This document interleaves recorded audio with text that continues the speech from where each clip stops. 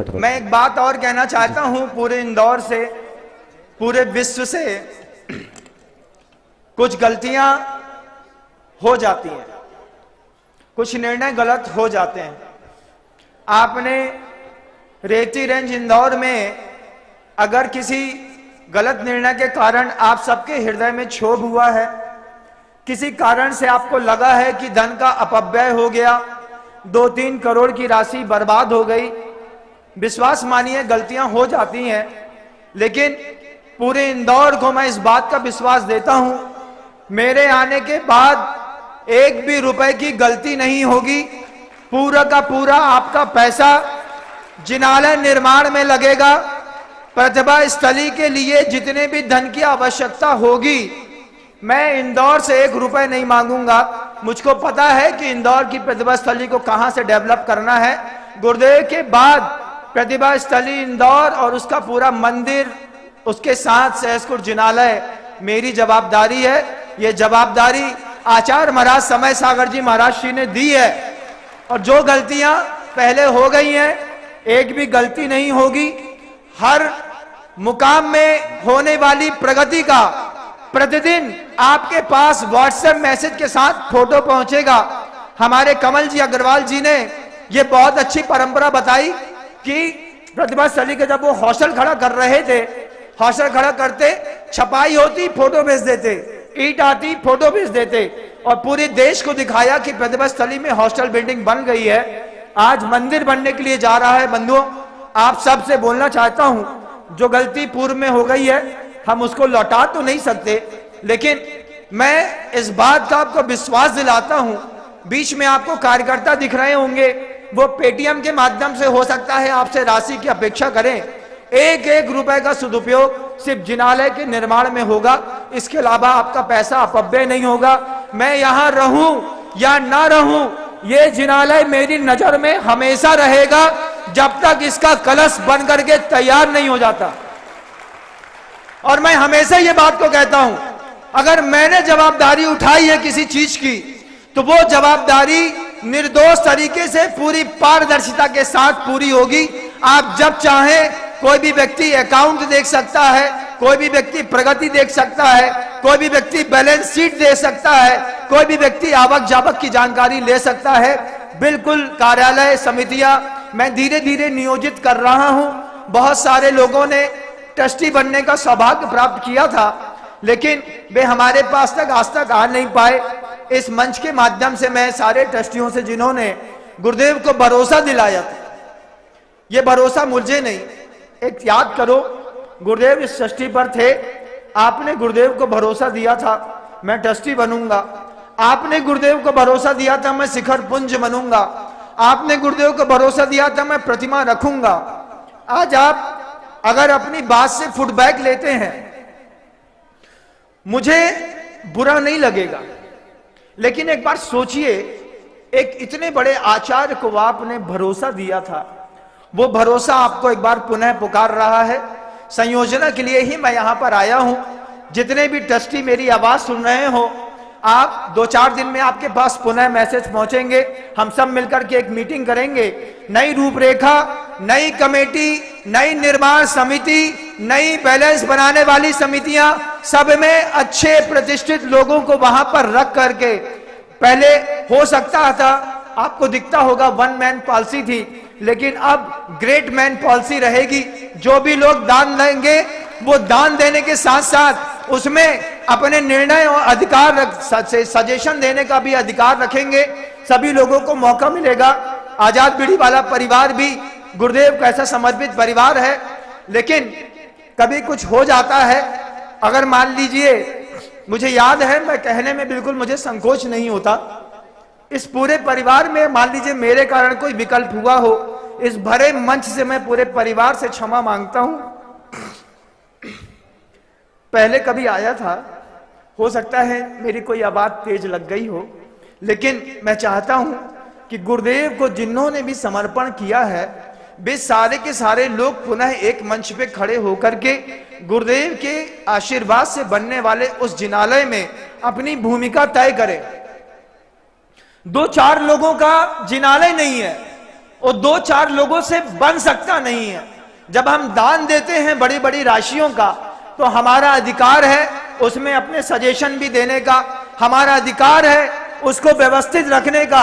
आगे आने वाले 10 वर्षों में 2000 करोड़ रुपए से ऊपर की ये प्रॉपर्टी बनकर के तैयार होगी। 4 लोगों की बस की बात कहां है। लेकिन अभी 15-20 दिन मुझे आए हुए हुआ है। 15-20 दिनों में मैं 15-20 लोगों के बीच में ही रह करके काम कर रहा हूं। मैं जितने भी कार्यकर्ता हैं अच्छे और सफल, मैं उन सबको आमंत्रित करता हूं जिनको गुरुदेव से प्रेम है, गुरुदेव के प्रति श्रद्धा है, गुरुदेव को आपने समर्पण किया है। आप मेरे कमरे में आइए, एक बार अपन मिलकर संवाद करते हैं, संवाद को सही आकार देते हैं, धन की सही संयोजना बनाते हैं। लोगों के सम्मान देने में जो हम चूक गए, उस सम्मान के बहुमान की रक्षा करते हुए जैन शासन को अगले 3000 साल तक सुरक्षित रखने के लिए एक भागीरथी पुरुषार्थ अगले 10 वर्षों में लगातार हम सब मिल करके करते हैं। इस आयोजना के लिए 10,000 घर की इंदौर की जो जैन समाज है, इसमें से हर पुरुष का, हर माँ बहन का स्वागत है। ये मात्र एक चातुर्मास संयम की आराधना के लिए नहीं, एक मृत्युंजयी जिनालय बनाने के लिए भी हमारा पुरुषार्थ है बंधुओं, और हम सबकी जवाबदारी है। इतिहास सबूत मांगता है, इतिहास बोलता है इस बात को। आप 5000 10,000 घर की जैन समाज थे, सबूत दो, सबूत बताओ कि यहां पर कोई छना पानी पीता था। सबूत दो इस बात का कि यहां पर कोई देवशास्त्र गुरु की पूजा करता था, साधु आते थे, परगाहन होता था। इतिहास सबूत मांगता है, और जब इतिहास सबूत मांगता है तो हमको इतिहास को सबूत देना पड़ेगा। आचार्य भगवंत की एक दूरदर्शिता थी, गुरुदेव ने बहुत सोच करके बोली थी ये बात बंधुओं, कि इतना बड़ा मंदिर बनाओ कि जमाने बनाने के बाद हम चले जाएंगे। 3000 साल तक एक जिनालय बनाना मतलब एक सत्य की प्रतिष्ठा करना, एक जिनालय बनाना मतलब अहिंसा की प्रतिष्ठा करना। साधु है कितने दिन का, आज है कल मर जाएगा, समाधि प्राप्त करेगा, अनंत की यात्रा में निकल जाएगा। ग्रंथ है कितने दिन के, 2-4 साल और दिखेंगे, लोग पढ़ना छोड़ देंगे। लेकिन जिनालय, जिनालय जब तक रहेगा तब तक अहिंसा का सत्य घोष होता रहे। अगर आज हमने भगवान महावीर स्वामी की अहिंसा की परिभाषा सही तरीके से नहीं लिखी, तो आने वाले समय में अहिंसा की परिभाषा बदल जाएगी, और बदली हुई अहिंसा की परिभाषा को लोग भगवान महावीर की परिभाषा समझेंगे। उस वक्त मार्ग दूषित होगा। ये मार्ग दूषित ना हो, इसलिए भी एक जवाबदारी है हर कद्दावर आदमी की, हर देवशास्त्र गुरु में कुल में पैदा हुए व्यक्ति की जवाबदारी है। हमारे नवीन भाई गोदा की भी जवाबदारी है। हम वहां पर देख रहे थे इस बात को दूर रह करके, भले वो बड़े महर्षि की चरणों की सेवा कर रहा है, लेकिन जब मैं वहां से कुंडलपुर से निकला था, इस शख्स का मैंने सिर्फ नाम सुना था बंधुओं, नवीन गोदा, लेकिन वहीं से सोच करके निकला था जिसने लाइट शो में गुरु जी को इतना आसमान में दिखाया, जिसने इतनी राशि लगा करके विश्व का ऐतिहासिक पंच कल्याणक किया। ऐसा पंच कल्याणक दुनिया में ना भूतो ना भविष्य थी। अगर कोई कर सकता है, मनीष गोदा, मैं नाम मुझे पता नहीं भैया, इतना पता है गोदा जी थे। कभी वो मेरे पास मिले तो मैं भी उनको दूर से पास से देखने का सौभाग्य प्राप्त करूं। मनीष भाई गोदा ने ऐसा अद्वितीय पंचकल्याणक किया। मैं मानता हूं इस बात को कि यह पंचकल्याणक इससे ऊंचा अगर कोई कर पाएगा तो भामाशाह अशोक कुमार जी पाटिल साहब ही कर पाएंगे। उसके अलावा तो किसी की हिम्मत नहीं है इतना ताकतवर पंचकल्याणक करने की। ऐसे सदगृहस्थ, ऐसी भक्ति, आप सोचो, हम 51,000 रुपए का एक कलश लेने के लिए 1000 बार सोचते हैं। 51,000 रुपए का कलश लेने के लिए हम 1000 बार सोचते हैं। ये 70, 60 करोड़ रुपए खर्चा करके सुमतिनाथ भगवान की और जैन धर्म की ऐसी अद्वितीय प्रभावना करी है। ऐसा गृहस्थ भी साधुवाद का पात्र है। हम चाहते हैं एक कलश बिना राशि के गुरुदेव के चरणों से स्पर्शित होकर के इस गोदा परिवार में पूरे मुनि संघ की तरफ से समर्पित किया जाए। यही इस परिवार का सबसे ऊंचा बेहतरीन सम्मान हो सकता है। अगर आप मेरी बात का समर्थन करते हैं, हाथ ऊपर करके एक बार ताली जरूर बजाइए।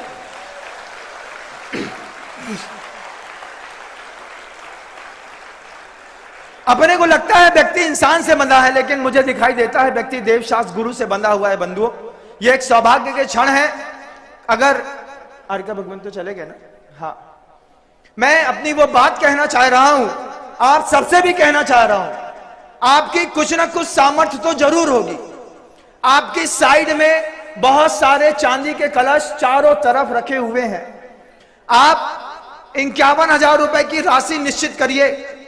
आपको लगता है कि दिया जा सकता है, एक कलश खुद अपने हाथ से उठाइए। अपने हाथ से कलश उठा करके देवशास्त्र गुरु और जिन शासन अगले 3000 साल तक स्थापित रहे, बना रहे। आपके अंदर भी लगन है तो, नहीं तो मंच में बैठे ये मुट्ठी भर के लोग आसमान उठाने की ताकत रखते हैं। बंधुओं, इतने कद्दावर लोग हैं, ये अपने में आ जाए आधा इंदौर खरीदने की ताकत रखते हैं। लेकिन उसके बाद भी जैन समाज में किसी बात की कमी नहीं है। हमारे धर्मेंद्र भैया ने बोला महाराज सही तरीके से चल के देखिए ना, आप पैसे की कमी नहीं है। इतना पैसा गिरेगा, आपको लगेगा आप कहां रखें और क्या करें। आज कलश स्थापना समारोह, मेरी कलशों की स्थापना तो होती नहीं बंधुओं।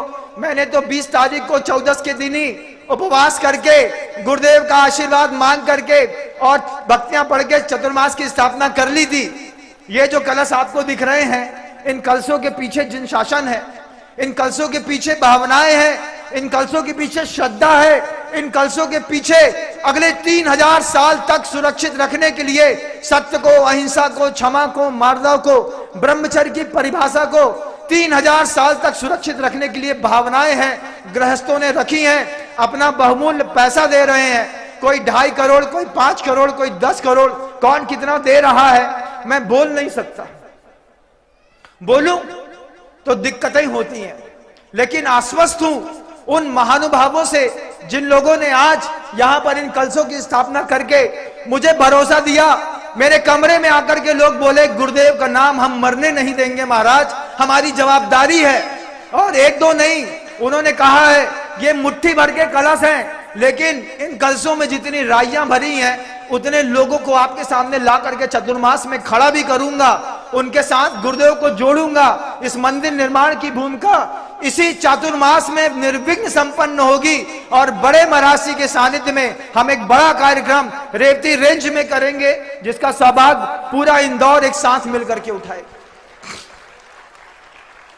आप लोग जितने भी महानुभाव यहां पर बैठे हैं, आप सबको खुला ऑफर है।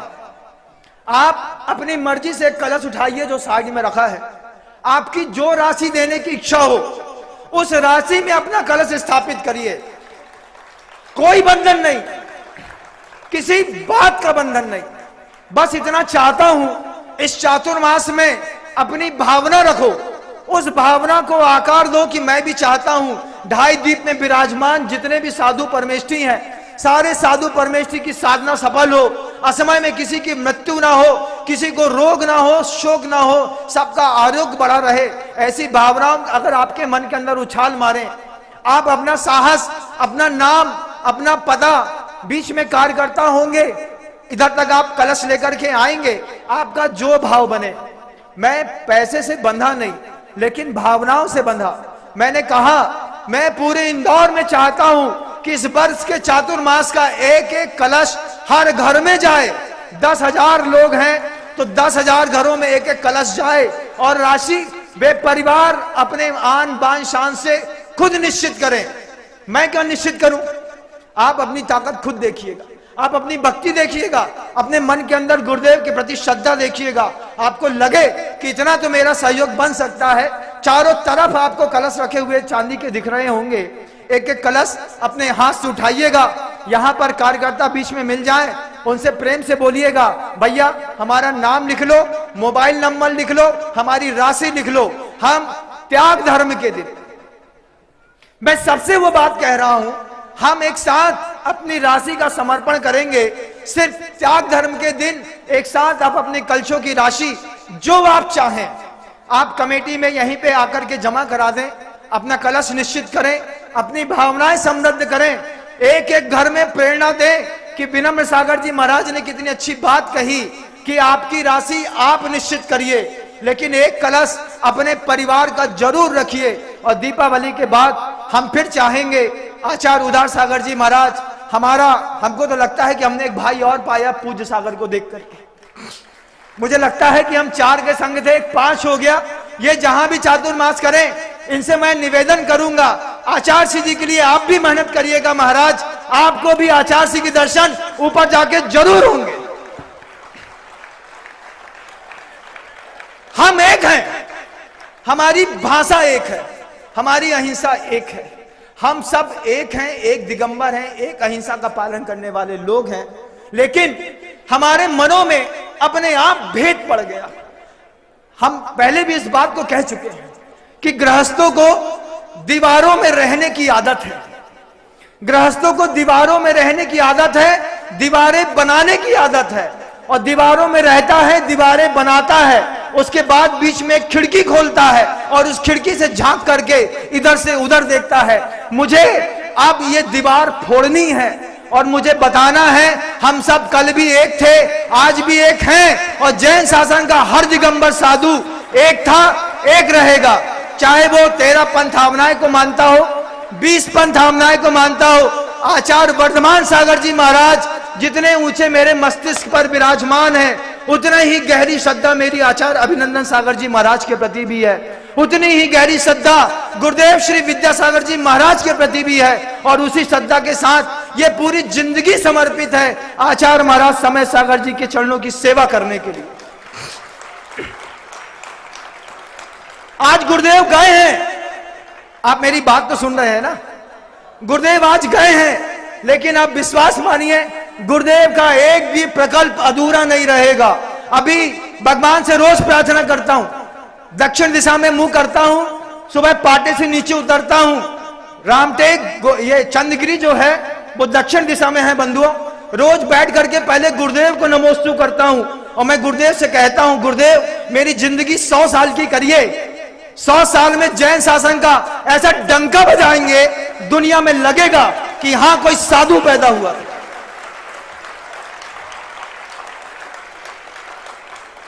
आज सबकी जरूरत है, आप सारे महानुभाव जितने लोग यहां पर बैठे हैं, जितनी मां बहनें यहां पर बैठी हैं, जो भी त्यागी व्रती बैठे हैं, कुर्सी में बैठे हैं, पूर्व के दानदाता बैठे हैं, आप सबसे निवेदन है इस संदेश को बहुत दूर तक पहुंचाइएगा।